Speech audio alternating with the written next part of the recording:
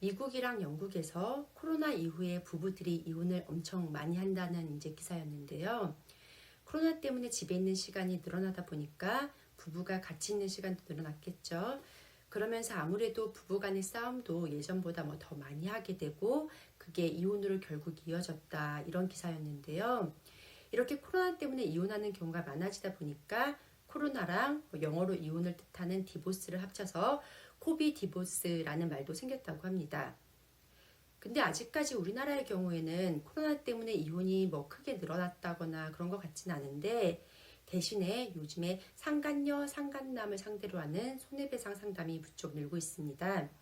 상간녀, 상간남 손해배상이란 게 뭐냐면 내 배우자와 바람을 핀 상대방에게 손해배상을 구하는 소송인데요. 이런 상간녀, 상간남 손해배상 상담이 이제 늘어나는 이유가 예전보다 배우자가 바람을 피는 걸 코로나 이후에는 좀 더 빨리 이제 발각을 하게 되는 것 같은데 예전에는 뭐 회식이다, 장례식에 갔다 온다, 출장을 갔다 온다고 이제 가진 핑계를 대면서 이제 바람을 폈는데 요즘에는 그런 핑계를 대기가 좀 어렵잖아요.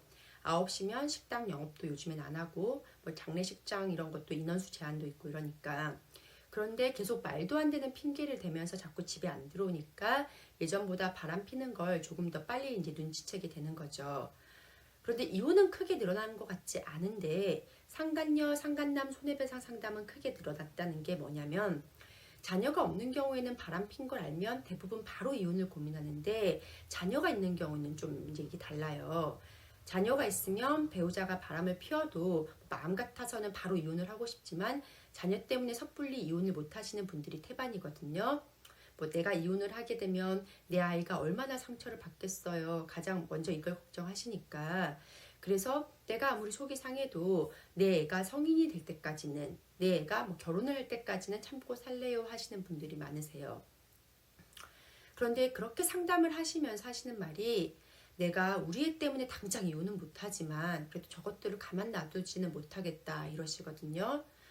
그래서 이 상간녀, 상간남을 상대로 하는 손해배상 소송이 반드시 이혼을 해야만 할 수 있는 건 아니기 때문에 당장 이혼은 하지 않더라도 상간녀를 상대로 손해배상 소송만 먼저 진행하는 경우가 많은데요. 보통 이런 이제 손해배상 사건을 진행할 때 불륜의 증거라고 하죠. 뭐 서로 주고받은 문자 메시지나 같이 찍은 사진 이런 걸 이제 증거로 제출하게 되는데 저희 법인에서 진행한 사건 중에 하나가 의뢰인분이 상간녀를 상대로 이제 손해배상 소송을 하고 싶은데 증거가 그렇게 이제 많지 않은 상황이었어요. 이야기를 들어보니까 남편이랑 상대방 여자가 바람을 핀 건 이제 확실한데 남편이 너무 철두철미한 사람이라 가지고 증거를 그렇게 많이 남기질 않았더라고요.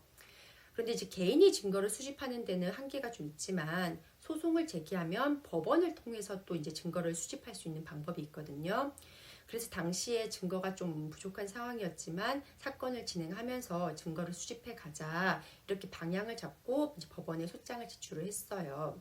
근데 이제 법원에 소장을 제출하게 되면 법원이 이 소장을 상대방 피고한테 송달을 하거든요. 근데 이 상간녀가 유부녀였던 거예요. 그래서 이 상간녀가 소장을 송달받은 걸 상간녀 남편이 알게 된 거죠. 이 소장이 집으로 이렇게 송달이 되니까요. 문제는 이 상간녀가 자기 남편이 막 뭐라고 하니까 강간을 당했다고 이제 거짓말을 했나 봐요. 그래서 결국에 이 상간녀 남편이 우리 의뢰인의 남편을 강간죄로 이제 고소까지 하게 됐는데요. 뭐 그 전에는 절대 바람 피운 게 아니라고 딱 잡아떼던 남편이 강간으로 고소를 당하게 되니까 사실은 바람을 피운 거다라고 이제 다 진술을 하게 되는 거죠. 뭐 경찰서에도 불륜 사실을 입증할 수 있는 자료들을 남편 본인이 이제 스스로 다 증거로 제출을 했고요. 그래서 저희는 이제 법원을 통해서 형사 자료들을 받아서 증거로 제출을 했고 당연히 이제 손해배상 사건은 이제 승소했는데요. 상간녀랑 상간녀 남편은 결국 이혼을 이제 또 했다고 하더라고요.